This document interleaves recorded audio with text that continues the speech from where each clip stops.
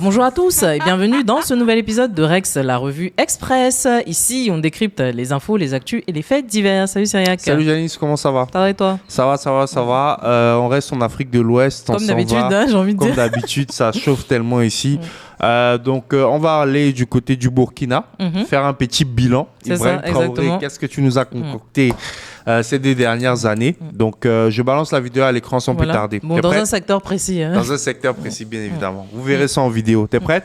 3, 2, 1, let's go! Et nous en venons au grand formant de ce dimanche. Quel bilan de la Société nationale des substances précieuses en 2 années d'existence. Déjà, il faut savoir que la SONASP est née de la volonté du président du Faso de promouvoir une exploitation minière responsable et créatrice d'emplois. La structure est habilitée principalement à la commercialisation de l'or. Elle est aussi spécialisée dans l'exploitation et la transformation des substances précieuses. Zoom avec Sila Sinawatara, Lambert Soma, Sekou Zongo et Nyanki Teda. La SONASP, la Société nationale des substances précieuses, est l'une des plus importantes sociétés érigées au Burkina Faso ces dernières années. Sa création est une véritable révolution dans le secteur minier burkinabé. Elle est le fruit de la volonté du président du Faso, le capitaine Ibrahim Traoré, de promouvoir une exploitation minière responsable, durable et surtout créatrice de richesses pour le Burkina. La principale mission de la SONASP est de valoriser les substances précieuses du pays à travers leur commercialisation, exploitation, traitement et transformation. La Société nationale des substances précieuses, en abrégé SONASP, est une société d'État qui est issue de la transformation de l'Agence nationale d'encadrement des exploitations minières artisanales et semi-mécanisées, en abrégé ANEMAS. La SONASP est placée sous 3 tutelles, à savoir la tutelle technique qui est le ministère en charge des mines, la tutelle de gestion qui est le ministère en charge du commerce et la tutelle financière qui est le ministère en charge des finances. Il faut noter également que les autorités burkinabées, sous le leadership éclairé du camarade capitaine Ibrahim Traoré, chef de l'État, président du Faso, a voulu transformer structurellement son secteur minier afin d'accroître les retombées économiques et d'être en phase avec les enjeux du moment. La SONASP n'est pas qu'une simple société d'État. Sa création est une révolution dans le secteur minier burkinabé. Le pays maîtrise désormais les quantités d'or produites. Mieux, grâce à elle, le Burkina Faso dispose désormais d'une réserve d'or. Le pays ne disposait d'aucun gramme d'or avant l'arrivée du capitaine Ibrahim Traoré au pouvoir. Avec la SONASP, la production artisanale d'or connaît dorénavant un bond significatif. La production annuelle des... J'en mets une petite pause. Oui, là. je mets une petite pause parce que j'attends. Aucun Bon, gramme. peut-être que je suis un peu pressée, mais j'attends qu'ils rentrent dans les détails là. Ok. Pour le moment, ils font que bavarder. En tout cas, Mais oui, aucun gramme, c'est un peu d'or, choquant. ça m'a quand même choqué.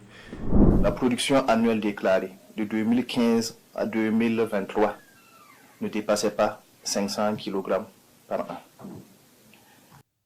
Non, mais il a dit déclaré. Hein. La SONASP, Déclaré. Ça veut dire qu'il devait y avoir tellement de fraude. Ouh. Oh là. Bon, bref.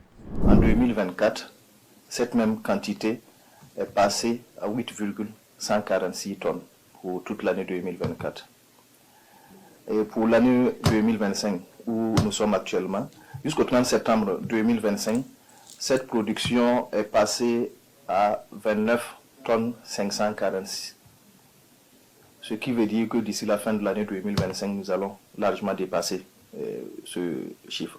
Auréolé de son statut de comptoir public Bon, ça montre encore une fois que lorsque, comment dire, on n'est pas propriétaire de ses propres structures, j'ai envie de dire, tu n'as pas l'œil et tu ne sais pas réellement ce qui se passe. Parce que là les chiffres qu'on nous donne, c'est hallucinant. L'élément clé le plus important pour moi qui suis en business, transformation, c'est ça qui fait tout. Je ne sais pas si vous vous en rendez compte. On passe de 0 à 29 tonnes d'or en l'espace de 2 ans. Et l'élément clé qu'ils ont donné effectivement en économie, c'est la transformation. Quand tu ne transformes pas ce que tu fais, Je sais, tu ne contrôles, limite tu perds la moitié de ta chaîne de valeur, quoi. Ouais, tu as pas de vision réelle sur ce qui se passe. Exactement. Et là, bon, je pense que en ayant restructuré la manière dont la production de l'or se fait et surtout en ayant mis peut-être l'État au cœur de l'appareil de transformation, bah, ils ont beaucoup plus de transparence du coup et ils sont capables de donner des chiffres qui choquent et qui étonnent plus d'un. Tu quittes 2 parce qu'ils ont dit, bon, le maximum qu'ils avaient fait, c'était 500 kilos. 500 kilos, oui. Ouais. Et ça, c'était sur une période de plusieurs années, quoi. Bon, ce qui avait été déclaré. Ouais. Parce que tu me diras, si tu n'as pas moyen de contrôler ce qui se fait réellement, bah, les gens, ils te disent ce qu'ils veulent. Hein. C'est ça. Maintenant, si on part sur une production intermédiaire de 29 tonnes, imagine ces 29 tonnes-là chaque année. Sous l'ancien régime, ça devait être quelque chose quand même d'intéressant pour la population. Effectivement. Donc, la question, c'est où est passé l'or? Question. Ouais, où est passé cet argent-là? Depuis sa création, elle a collecté d'importantes quantités d'or industriel et de substances précieuses auprès des sociétés industrielles. Nous avons démarré l'aspect achat de la production industrielle en mi-2023. Pour cette période, nous avions pu acheter autour de 5 tonnes. En 2024, nous avons pu acheter auprès des unités industrielles 14 tonnes. Et en 2025, au 30 septembre, nous sommes pratiquement donc à 11 tonnes 400. Si cette tendance se maintient avec donc, ces mines industrielles, nous pensons qu'autour donc au 31 décembre, nous aurons en tout cas une quantité autour de 14 tonnes. Des performances dues à la vision impulsée au plus haut niveau et en premier chef, le président du Faso, le capitaine Ibrahim Traoré. Pour atteindre les objectifs qui lui sont assignés, la SONASPE se veut plus proche de ses acteurs à la base, c'est-à-dire les artisans miniers et les collecteurs. C'est ainsi que